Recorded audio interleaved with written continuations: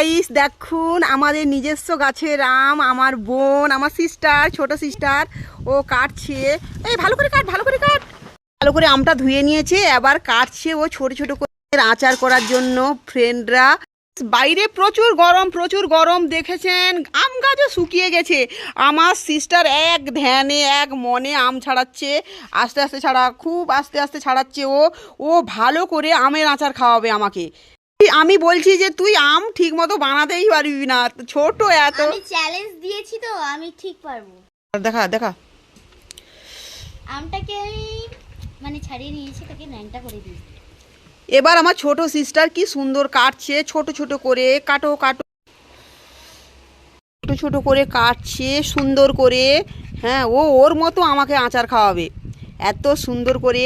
এখন গরম পড়েছে, আমের আচার তো খুব সুন্দর লাগে। নুন লঙ্কা ও তো রেডি করে রেখেছে। ফ্রেন্ডরা দেখুন, মিক্স করে দিয়েছি। ওর আম কাটা কমপ্লিট হয়ে গেছে।